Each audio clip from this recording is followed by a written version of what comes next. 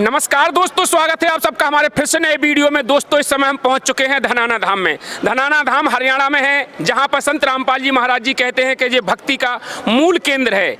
जहां पर हम खड़े हुए हैं, यहाँ पर बहुत से श्रद्धालु आ रहे हैं यहाँ पर, क्योंकि 6, 7, 8 तारीख में यहाँ पर समागम होने वाला है, विशाल भंडारा होने वाला है। यहाँ पर बहुत से श्रद्धालु भंडारे के लिए आएंगे, पूरे देश में सभी जगह से आएंगे। तो यहाँ पर बहुत से जगत भाई भी आए हुए हैं और इन जगत भाइयों के क्वेश्चन हैं कुछ जो इन भगत भाइयों से पूछेंगे। तो चलिए इस डिबेट के माध्यम से क्वेश्चन रखते हैं और बने रहे पूरी वीडियो में। दोस्तों अभी तक हमारे चैनल को सब्सक्राइब नहीं किया तो हमारे चैनल को सब्सक्राइब करके बेल आइकन की घंटी दबा लें, और वीडियो को लाइक नहीं किया तो वीडियो को लाइक जरूर कर दें, क्योंकि हम ऐसी ही वीडियो लेके आते हैं। चलिए शुरू करते हैं। नमस्कार सर जी। जी नमस्कार जी। कहाँ से हैं सर जी आप? निवाड़ी एमपी से हैं। क्या नाम है आपका सर? कृष्णकांत प्रजापति।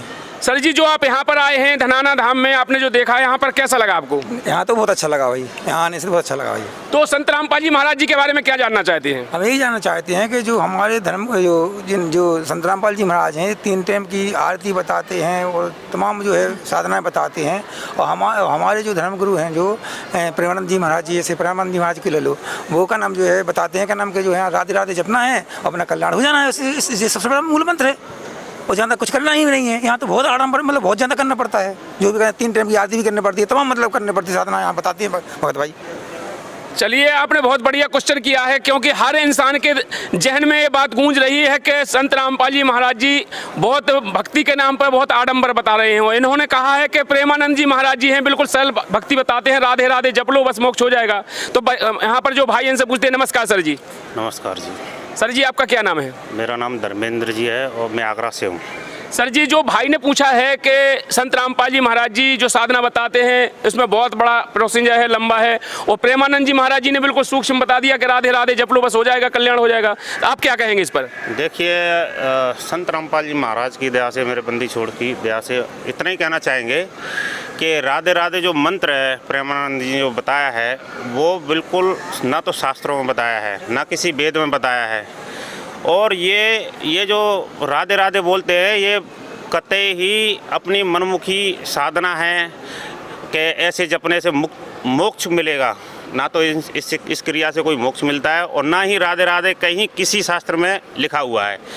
तो प्रेमानंद जी जो आज इतने बड़े संत बैठे हुए हैं, संत बन के बैठे हुए हैं और उनको लाखों फॉलोअर्स हैं, तो उनसे हम ये जानना चाहते हैं उनके फॉलोअर्स से कि राधे राधे तो कहीं है ही नहीं, और वो खुद साधना गलत बता रहे हैं और शास्त्र के अनुकूल नहीं है, जबकि संत रामपाल जी महाराज शास्त्रों को खोलकर बराबर यही बता रहे हैं कि देखो मंत्र जाप करने का 3 मंत्र हैं, गीता में वेदों में भी बताया है। और वो पूर्ण संत होता है, वो 3 बार में स्तुति बताता है, 3 बार में ही वो आरती बताता है। तो संत रामपाल जी महाराज एक मतलब शास्त्र अनुकूल भक्ति बता रहे हैं जिससे मोक्ष मिलेगा। जैसे कि इन्होंने कहा है कि संत रामपाल जी महाराज जी शास्त्रों के आधार से भक्ति बता रहे हैं और प्रेमानंद जी महाराज जी का कोई अस्तित्व नहीं है, किसी शास्त्रों में प्रमाण नहीं है। अब क्या कहेंगे आप इस पर? जैसे ठीक है, प्रेमानंद जी उन्होंने बोल दिया कि उन्होंने नहीं है। जैसे कि अपने जो अनंताचार्य जी महाराज हैं वो यही बताते हैं कि राधे राधे जप लो, कृष्ण कृष्ण जप लो, मतलब ऐसे जप लो का नाम अपना कल्याण हो जाएगा। तो एक बता रहा है, फिर दूसरा ही बता रहा है। तो और संत रामपाल जी अकेले ही बता रहे हैं इस चीज़ को, तो सारे बता रहे हैं, मिल के सारे जो धर्मगुरु हैं सारे बता रहे हैं, वो झूठ है क्या? बिल्कुल आपने सही कहा है, क्योंकि जितने भी धर्मगुरु हैं सब जो एक साधना बता रहे हैं कि यही एक साधना सही है। और अकेले संत रामपाल जी महाराज जी एक ऐसे संत हैं कि वो जो अपने अलग से साधना बता रहे हैं। इनका कहना है कि संत रामपाल जी महाराज जी सभी को टारगेट कर रहे हैं, जबकि जितने भी धर्मगुरु हैं सब कह रहे हैं कि राधे राधे जपो, ओम नमः शिवाय जपो, और जितने उनके मंत्र हैं वो सही हैं।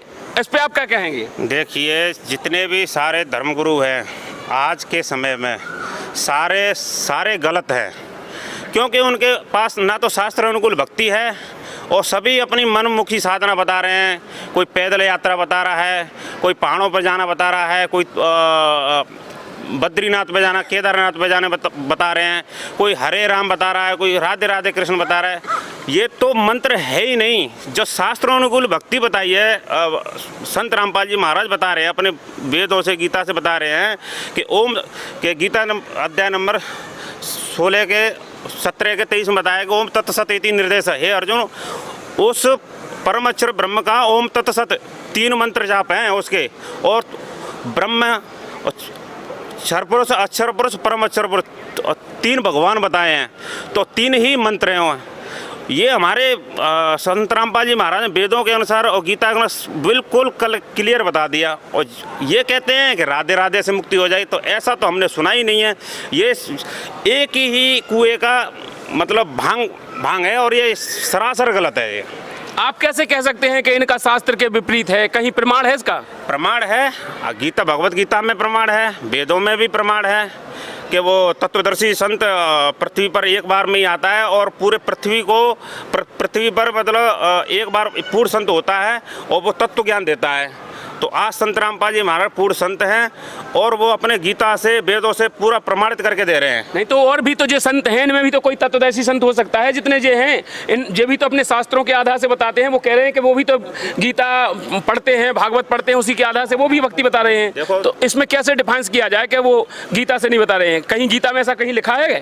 गीता में स्पष्ट लिखा है और वेदों में भी लिखा है कि सतगुर के लक्षण कहूँ मदरे बैन बनो, 4 वेद शास्त्र के 18 बोध। तो उस पूर्ण संत की जानकारी बताइए, वो तत्वदर्शी संत की जानकारी बताइए। गीता में 4 अध्याय के 34वें श्लोक है, हे अर्जुन तत्वदर्शी संत की खोज कर ले। वो उल्टे लटके संसारी रूपी वृक्ष की जो जड़ से लेके और तना तक पूरा व्याख्या कर देगा, वो तत्वदर्शी संत है। ये स्पष्ट बताया 15 अध्याय के 1 से लेकर 4 श्लोक में स्पष्ट गीता में देख लेना, ये सारा प्रमाणित है। बिल्कुल सही कहा आपने। इन्होंने कहा है कि जैसे ये कह रहे हैं कि गीता जी में प्रमाण है, गीता अध्याय 15 से 1 से 4 तक इन्होंने कहा है कि प्रमाण है कि उस तत्वदर्शी संत के बारे में। अब आप इसके बारे में क्या कहेंगे? तो क्या प्रमाण? हमारे जो धर्मगुरु इतने सारे धर्मगुरु हैं देश में, अपने का नाम जो है अनोदाचार्य जी महाराज हैं, धीरेन्द्र शास्त्री जी महाराज हैं, अपने कृपालू जी महाराज जी हैं, मतलब इतने सारे अपने धर्मगुरु हैं। तो क्या ये सारे झूठे हैं क्या भाई? ये भी तो तत्वदर्शी संत हैं ना। हाँ, और आजकल देखा जा रहा है तो बागेश्वर धाम वाले महाराज जी हैं, उनको बहुत ज़्यादा लोग, प्रॉपर्टी उनकी बहुत बड़ी है, वो बहुत ज़्यादा उनको फॉलो करते हैं। उनके तो मैंने ये भी देखा है कि परिचय से भी बता देते हैं, दूर से बता देते हैं, नाम लेके बुला लेते हैं पंडाल में से लाखों श्रद्धालुओं में से, और बता देते हैं कि आपको फलानी परेशानी है, इस कारण आए हुए हैं। तो वो तो और उन्होंने मंत्र भी बताया, वो तो खुले तौर पर मंच पर वो कहते हैं कि ओम बागेश्वराय फट स्वाहा, इस मंत्र को जाप कर लो मोक्ष हो जाएगा। देखिए, बागेश्वर धाम आज के समय पे बहुत ज़्यादा पॉपुलर हो रहे हैं, लेकिन ये पिछली भक्ति का हमारे संत रामपाल जी महाराज बताते हैं कि पिछली भक्ति का ये सिस्टम होता है। पिछली भक्ति से उनमें सिद्धियाँ आती हैं। जैसे कई देखा होगा तुमने कि अरे उसकी रेखा है चेहरे पर, देखा जाएगा अरे इसके भाग्य में कुछ बता देते हैं, ऐसे ही उन पर कोई सिद्धियाँ हैं। तो इसका मतलब वो पूर्ण संत थोड़ी हैं। सिद्धि अलग चीज़ होती है, तप करने से सिद्धि आ जाती है। तो आज वही सिस्टम चल रहा है समाज में। उनका वो पिछली कमाई है वो खर्च कर रहे हैं, खाली हो जाए तो बरान माटी है, यूं की यूं ही। तत्वदर्शी संत केवल तत्व ज्ञान देता है और अपने शास्त्रों को खोल कर स्पष्ट तरीके से बताता है कि वो तत्वदर्शी संत इस तरीके से भक्ति होगी। सिद्धि अलग चीज़ होती है और मोक्ष मार्ग अलग चीज़ है। तो ये संत रामपाल जी महाराज पूरे विश्व को सत भक्ति करने के लिए आए हैं और सतगुरु एक ही होता है पूरी पृथ्वी पर, और वो सत भक्ति देने के लिए आता है। तो अरबों की संख्या में संत रामपाल जी महाराज आए हुए। संत रामपाल जी महाराज ही तत्वदर्शी संत हैं।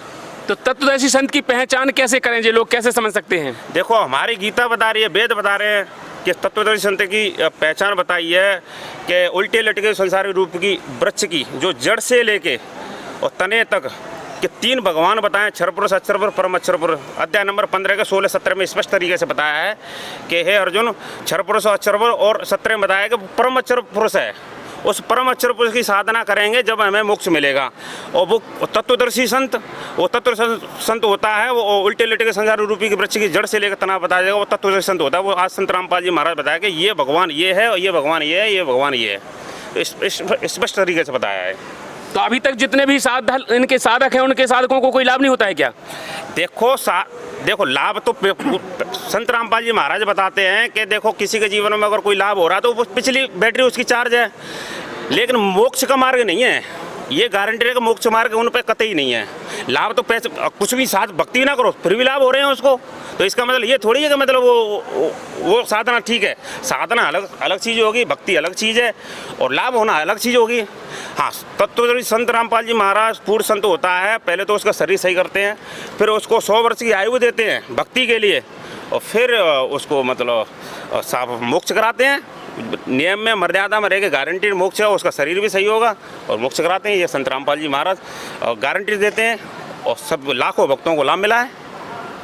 देखिए, इन्होंने कहा है कि पहले जो तत्वदर्शी संत होता है वो साधक को पहले भक्ति देता है और नियम मर्यादा बताता है, उसके बाद जो लाभ, आप तो बात की बात है, मोक्ष मार्ग है। अब आप क्या कहेंगे? मोक्ष मार्ग केवल संत रामपाल जी महाराज जी के पास है, इन किसी भी आपके जितने भी धर्मगुरु आप बता रहे हैं वो बता रहे हैं किसी के पास नहीं है। अब आप बताइए क्या कहोगे? ऐसे कैसे करना? जो प्रेमानंद जी महाराज की दोनों किडनी खराब है अभी, आज वर्तमान में दोनों किडनी खराब है, आज स्वस्थ है वे और अच्छी भक्ति बता रहे सारे संसार को। देखिए, ये भी बढ़िया सवाल निकल के आया है। इन्होंने कहा है प्रेमानंद जी महाराज जी की तो दोनों किडनियां खराब हैं, वो आज भी वे गुरु पद पर बैठे हुए हैं और वो भक्ति भी बता रहे हैं और मोक्ष मार्ग भी करा रहे हैं। देखिए, प्रेमानंद जी महाराज इतने बड़े बैठे हुए संत हैं और इतने बड़े, तो उनके लाखों फॉलोअर्स हैं। देखो, वो इतने बड़े संत होते हुए इतने बड़े उनके अनुयायी हैं बहुत तादाद में, और फिर भी उनकी दोनों किडनियाँ, तो वो कैसी साधना है? मैं तो ये पूछना, वो कैसी साधना है जब मतलब वो खुद ही मतलब उनको राधे राधे जप रहे हैं और अपने अनुयायी को बता रहे हैं और फिर भी उनके मतलब दोनों किडनी खराब हैं। तो मैं तो नहीं मानता हूँ कि वो पूर्ण संत होता है तो गारंटी पहले तो उसका शरीर सही होता है और जब उसको मोक्ष मिलता है, ये स्पष्ट तरीके से है। और ना माने तो ये करके देख लो, 2 महीने हमारे संत रामपाल जी महाराज, बस 2 महीने 3 महीने में अगर भक्ति करेगा और नियम में रहेगा तो गारंटी उसको मतलब लाभ मिलना शुरू हो जाएगा। देखिए, इन्होंने कहा है कि भला ही उनकी किडनी खराब है, लेकिन मेन मुद्दा ये भी बात होता है कि अगर जब वो संत ही है और उसकी किडनी खराब है तो वो अपने अनुयायियों को कैसे ठीक करेगा?